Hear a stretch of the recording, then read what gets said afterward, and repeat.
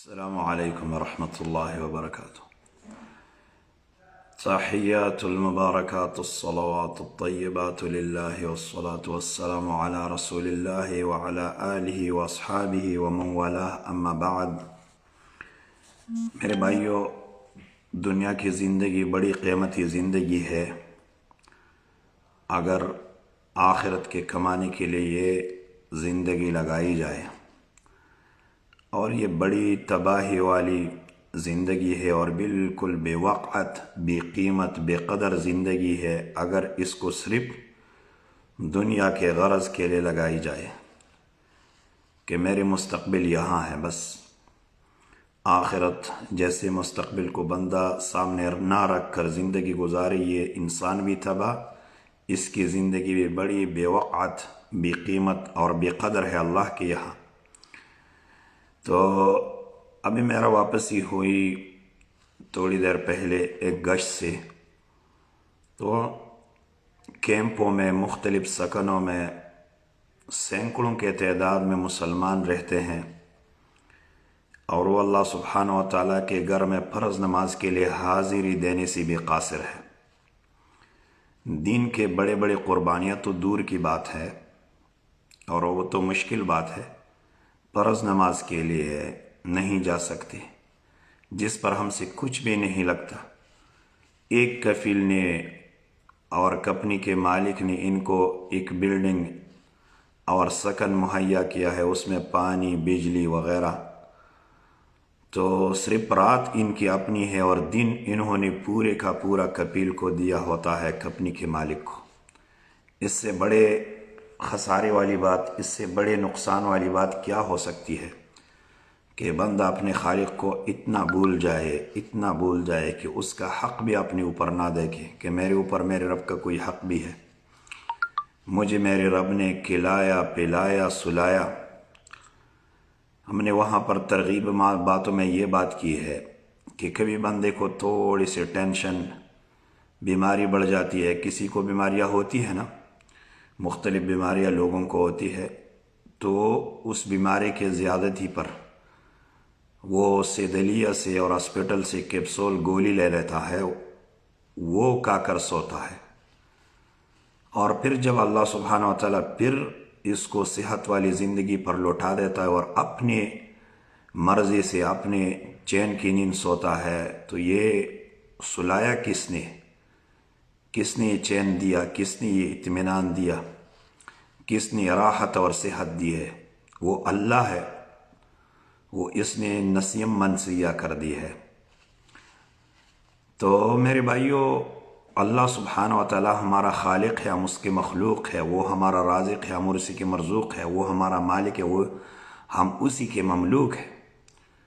یہ دنیا میں کفیل وغیرہ یہ تو ہمارے مجازی جو ہے نا وہ بڑے ہیں نا، حقیقی مالک تو ہمارا اللہ ہے. تو کپیل نے جو ہے نا صرف آپ کو 2,000-3,000 روپے تنخواہ دیا ہے، اور اس پر جو ہے نا تم 8 گھنٹے اس کے لیے کام کرتے ہو، اور اللہ سبحانہ و تعالیٰ کے گھر میں فرض نماز کے لیے حاضری دینا تیرے بس سے نکلی ہوئی ہے. اتنے خسارے والی بات ہے کہ پوچھو مت. تو ایک حدیث کی روشنی میں یہ بات تمام کرنا چاہتا ہوں. عبداللہ بن عمر رضی اللہ عنہ کی حدیث ہے، بخاری کی، اور کچھ جملے پھر سنن ترمذی کی ہے کہ اللہ کے رسول علیہ الصلاۃ نے فرمایا، یا عبداللہ کن فی الدنیا کأنک غریب او عابر سبیل. اے عبداللہ، دنیا میں ایسی زندگی گزارو گویا کہ تم راہ گزر ہو، گویا کہ تم اجنبی ہو، مسافر ہو یا راہ گزر ہو. اجنبی آدمی کا اور راہ گزر دونوں کا وہاں کے رہنے والوں پر کوئی کام نہیں ہوتا، نہ ان کے طرف کوئی التفات دیتا ہے، کوئی توجہ دیتا ہے، بس کام کے ساتھ اس کا غرض ہوتا ہے. تو اللہ سبحانہ و تعالیٰ کا، اللہ کے رسول صلی اللہ علیہ وسلم کی اس فرمان کا مقصد یہ ہے کہ اللہ رب العالمین کے بندگی میں لگے رہو، اللہ کے بندگی کو اپنے اوپر لازمی کرو، دنیا میں ایسی زندگی گزارو. ایسا آدمی اپنے کام کے ساتھ غرض رکھتا ہے تو اے عبداللہ، تم اللہ رب العالمین کے بندگی سے غرض رکھو بس. عبداللہ بن عمر رضی اللہ عنہ یہ حدیث بیان کرنے کے بعد کہتے تھے، اذا امسیت فلا تنتظر المساء، مصباح، جب شام کرو تو صبح کا انتظار نہ کرو. وَإِذَا أَصْبَحْتَ فَلَا تَنْتَظِرِ الْمَسَاءَ، اور جب صبح کرو تو شام کا انتظار نہ کرو. وَخُذْ مِنْ صِحَّتِكَ لِمَرَضِكَ وَمِنْ حَيَاتِكَ لِمَوْتِكَ، اپنے صحت عافیت والی زندگی سے کچھ فائدہ لے لو بیماری کے لیے، اور زندگی سے فائدہ لے لو، زندگی کام میں لگاؤ موت کے لیے. وہ بیماری والی زندگی، اس میں جو ہے نا وہ حدیث قدسی ہے نا، سبحان اللہ، بڑی پیاری اور فضیلت والی حدیث ہے. اللہ کے رسول علیہ السلام کا فرمان ہے کہ اللہ رب العالمین فرماتا ہے جب کوئی بندہ بیمار ہو جاتا ہے تو جو نفلی اعمال وہ کیا کرتا تھا، فرضی تو یہ کرے گا ضرور، فرضی تو اسے تو کوئی چھٹکارا ہی نہیں ہے، وہ تو ہے ہی لازمی ہے. 5 وقتہ نماز اپنے وقت پر جماعت کے ساتھ، یہ تو ضروری ہے. لیکن جو نفلی عبادات وہ کیا کرتا تھا، ابھی وہ مسافر ہے یا بیمار ہے، نہیں کر سکتا، تو اللہ سبحانہ و تعالیٰ فرماتا ہے اکتبوا لعبدی، میرے بندے کے لیے اس کے اعمال ایسی ہی لکھ لیا کرو، علی مثل ما کان یعمل مقیما صحیحا، جس طرح وہ صحت اور گھر پر تھا، صحت والی زندگی میں تھا یا گھر پر تھا، حضر پر تھا، مسافر نہیں تھا، تو جو نفلی روزے رکھا کرتا تھا یا جو نفلی اعمال تہجد وغیرہ پڑھتا تھا، تو اے میرے فرشتوں اس کے لیے ابھی اس بیماری میں بھی وہ ثواب لکھ لیا کرو. اگرچہ وہ کر نہیں سکتا لیکن لکھ لیا کرو، اللہ مہربان ہے، اللہ کا فضل ہے یہ.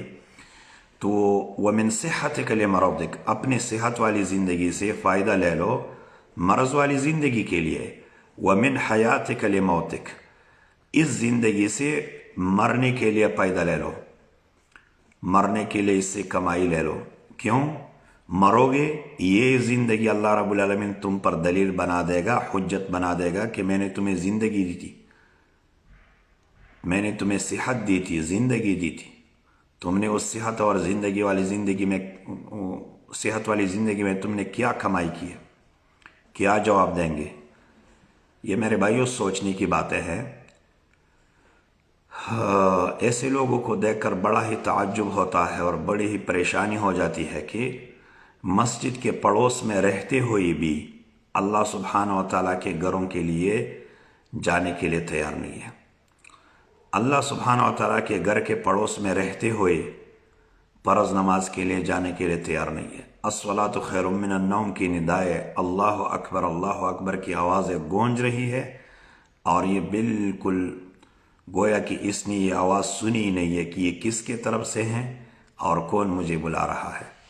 فلہٰذا میرے بھائیوں، اگر کسی کی زندگی ایسی ہو کہ وہ فجر کے نماز کو باجماعت پڑھنے سے جو ہے نا وہ قاصر ہو، نہیں پڑھ سکتا ہو، نہیں پڑھتا ہو، قاصر نہیں ہے، نہیں پڑھتا ہو، اس میں جو ہے نا اس کی کوتاہی ہے. اس کوتاہی کو مرنے سے پہلے دور کرے، کہیں ایسا نہ ہو موت آ جائے اور اللہ سبحانہ و تعالیٰ کے پکڑ میں آ جائے. عبداللہ بن عمر رضی اللہ عنہ پھر یہ بھی کہتے تھے، سنن ترمذی کی جو روایت ہے، وَمِنْ حَيَاتِكَ قَبْلَ مَوْتِكَ فَإِنَّكَ لَا تَدْرِي يَا عَبْدَ اللَّهَ مَا اسْمُكَ غَدًا، اپنی زندگی سے مرنے کے لیے کچھ لے لو، کیونکہ اے عبداللہ تم نہیں جانتے کہ کل کو تیرا نام کیا ہوگا، کل کو تیرا نام کیا ہوگا، مردہ ہوگا یا عبداللہ تمہیں لوگ کہیں گے.